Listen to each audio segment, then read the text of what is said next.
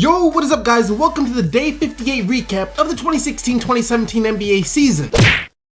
So let's say a group of scientists were curious what you would do if you took some of LeBron James' DNA, some of Kevin Durant's DNA, and put them in a baby. Let's say that they were curious about what would happen. Well, we already have the answer. To those scientists out there that are already planning on doing that, because I know you are, I know you are, we already have the freaking answer. You will get Giannis Antetokounmpo. The Bucks lost last night to the Cleveland Cavaliers. You lost in overtime to the Cleveland Cavaliers. It was an excellent game. The Bucks annihilated the Cavs earlier in the season, but last night they lost in a nail-biter to the Cleveland Cavaliers off of LeBron James clutch moments. So all of you guys that are saying LeBron James isn't clutch, just check yourself a couple of times before you say that. LeBron James hit a deep three in overtime with 20 seconds left on the shot clock. I believe LeBron James hit a deep three in overtime to put the Cleveland up for good. Yo, I think it was like 107, 108 when he hit that shot. And I mean, if you're the Bucks, that's what you gotta live with. The Bucks are 13-13, and Giannis Antetokounmpo basically is the reason. And he's going to win the most improved player. That's 100% facts, yo. There is no disputing at this point that it's going to be him. Now, look, I know there's a guy called Harrison Barnes down there in Dallas. But here's my thing with Harrison Barnes. I don't think he's actually improved. Harrison Barnes hasn't improved. He's just getting more touches, yo. He's like one of the main points in the Dallas Mavericks offense. You know, they go to him and they go through him a lot. So of course he's gonna be putting up a lot better scoring numbers as opposed to when he was like the fourth option in Golden State. He's averaging 20 points this year compared to like the 12 he basically averaged last year. But the thing is, his shooting percentages haven't changed basically whatsoever. He's still shooting the same, like 46% from the field. He's still grabbing close to the same amount of rebounds, basically the same assists, basically the same block steals. Everything basically has remained the same. He's just getting more touches now. To me, that definitely doesn't warrant to win a most improved player. Now, I'm happy for Harrison Barnes. He is a good player. On a good team, he will be a solid second or third option. But if you have him as your number one option long term, that's going to be a problem. And now you look at Giannis. He's averaging 22.7 points per game, 9.2 rebounds, just under 6 assists, 2 blocks, and 2 steals. And this is compared to his 17 points from last year, 17 points from last year, 7 rebounds, 4 assists, 1 block, and a steal. All across the board, Giannis Antetokounmpo has improved. And keep this in mind that he is only 22 years old. This has nothing to do with him winning the most improved player. The age has nothing to do with it. Just keep that in mind so you know how good this man will be. He's already in the NBA doing things that no other player is doing. I've said this many times that he is the only player averaging at least 20 points, 5 rebounds, 5 assists, 2 blocks, and 2 steals in the league at the moment, and not even at the moment, for the entire year, probably for next year, the year after that, the year after that, the year after. You get what I'm saying. And on top of that, he is leading the Milwaukee Bucks to some wins. I think wins have a big part to do with the most improved player award too. If you're improved but the team that you're on is still garbage, then I think that discounts some of your improvement. The fact that they're at a 500 record right now, led by Giannis and of course Jabari Parker too, who also is a candidate for most improved player. He's been playing really well this season, in case you haven't noticed, but he won't win it over Giannis. He just won't, so I'm not even gonna bring that up. Like I said in the beginning, Giannis is basically the combination of LeBron James and Kevin Durant. Yo, Giannis Antetokounmpo Durant. That's his actual full name in case you can't pronounce it. Giannis Antetokounmpo Durant. He has LeBron James' play style, right? He has LeBron James' play style, but unfortunately, or fortunately, I mean, it's a gift and both a curse. He has Kevin Durant's body. For LeBron James' play style, of course you want to have LeBron James' body, so because you know you can just truck some people, just move them out the way. Giannis has to be a little more, agile, because he's really tall and lanky, but he's not going to necessarily move anyone out the way, especially the bigger players down in the paint. So he just has to go over them or around them. This is a small sample size, but in his last 3 games as well, he's shooting 60% from 3, yo. He's 6 out of 10 for 3, so his jump shot is starting to fall, yo. He's starting to get that outside shot, which is gonna make him unstoppable. Once he can knock those down fearlessly, I mean, like, with all the confidence in the world, he just pulls up in your face and starts taking threes. That's when you should stop watching the NBA. Just stop watching, because there's no point, because he has already taken over at that point, because you cannot do anything with him at that point. We all knew DeMarcus Cousins was great, right? We knew this. No one's disputing that whatsoever. Last night, 55 points, 13 rebounds, and 3 blocks. 17 of 28 shooting and 5 of 8 from 3. Absolute pure flames. from DeMarcus Cousins last night, alright? Absolute pure flame set onto the Portland Trailblazers' face. And here's the interview that I'm sure you're all hearing about in case you haven't heard it yet. Marcus, first I'm going to start with the technical that got you ejected, that was then rescinded. What happened there? I've never seen anything like that. It's ridiculous. It's obvious what's being done out here. It's on a nightly basis. I hope the world can see now what's really going on out here, because it's getting ridiculous. It's really ridiculous. But did it come out of your mouth accidentally? Is that what happened? Yes, man. This is ridiculous, man. Ridiculous. DeMarcus, their game plan obviously tonight was to be physical with you and get in your head. You definitely held your composure throughout the game. How important was that for you guys to be able to pull out this win? That was light, man. I know what their game scheme is every night. They're hyping up their big man over there. He thinks he's a stopper. It's not happening. I brought him back to reality. I can't remember the last time a technical foul was rescinded and a player was brought back into the game after being ejected. I can't remember the last time that happened off the top of my head. What I thought was really funny about what he said was the Portland Trailblazers thought they had a stopper down low. When he said the Portland Trailblazers thought they had a stopper down low, that left me scratching my head. Exactly who are you talking about, DeMarcus Cousins? Are you talking about Mason Plumlee? Are you talking about the guy that Kevin Love dropped 34 in a quarter and Porzingis golf for 39? Is that exactly who you were talking about, Mason Plumlee, as a stopper?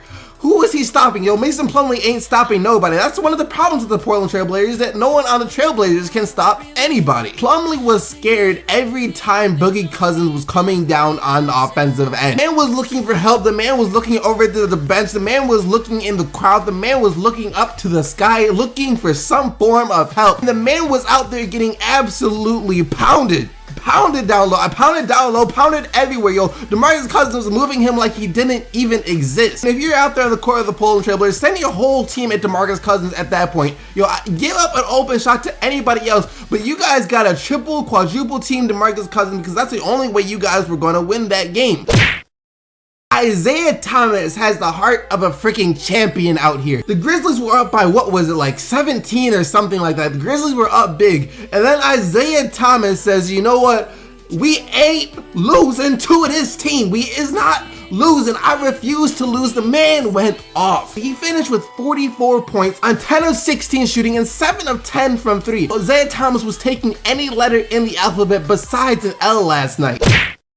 Bro, this game was crazy. The Houston Rockets San Antonio Spurs game was crazy. It looked like the Spurs were in control of the game a little bit going into halftime. I tweeted out saying that if I was the Spurs, I'd be worried because the Houston Rockets weren't shooting well, and yet they were only down like 7. So that was cause for worry for the San Antonio Spurs, and it did show when the Houston Rockets pulled ahead by like 8. The Houston Rockets were ahead with only a few minutes left to go in the game, and then San Antonio they just showed why they're the San Antonio freaking Spurs. They were like, you know what?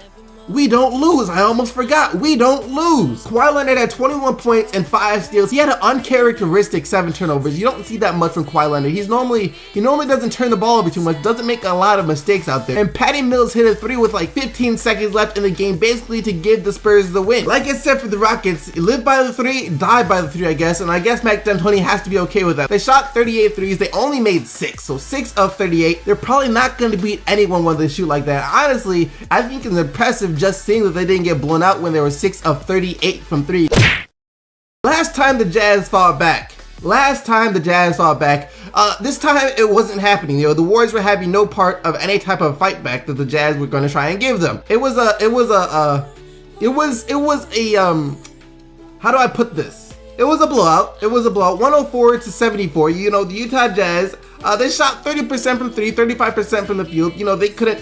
They couldn't do anything on offense. And on defense, they did hold the Warriors to below their season average at only 104 points, but that doesn't matter when you can't score and you only score 74 points and the Warriors score 104. So the Warriors win once again in another blowout. They're now 25-4 on the year, so they're still really freaking good. I know a lot of people were blowing it out of proportion when they lost a couple of games earlier in the season, but they're still a really freaking good team. That's just facts. I mean, hate them or not, you can't say that they're a bad team. Kevin Durant, 22 points. Steph Curry, 25 points. Klay Thompson, 17 points. And Draymond Green had 15 points, 11 rebounds, and 5 steals for the Golden State Warriors.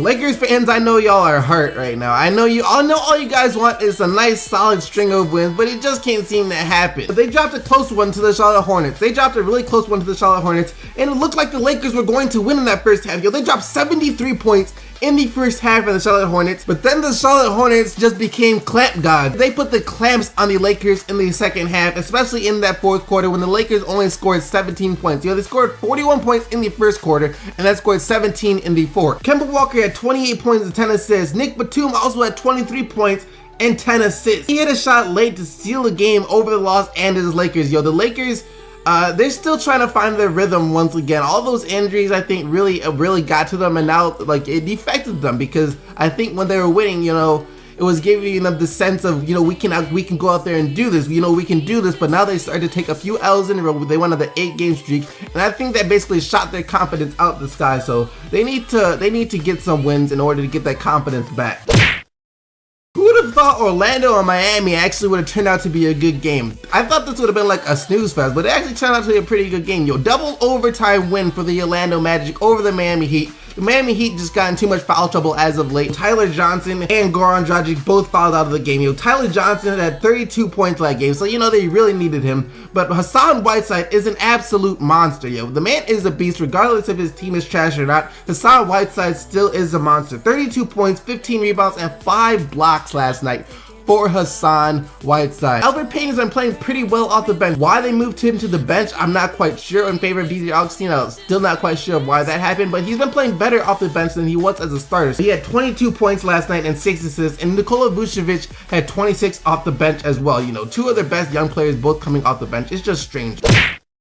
The Knicks bounced back last night. It looked like they were going to lose. It looked like the Knicks were going to lose up until that fourth quarter. The Pacers were in control most of the game, but Carmelo Anthony is still Carmelo Anthony, still one of the best scorers in the NBA. He went on for 35 points on 13 of 25 shooting, 7-11 from 3, so the man was on fire. Derrick Rose also returned. I don't think the Knicks have won yet without Derrick Rose, and last night he had 24 points and 6 assists. I know Knicks fans are happy that Derrick Rose is back. Hopefully he can stay healthy. Hopefully everything is okay with his back.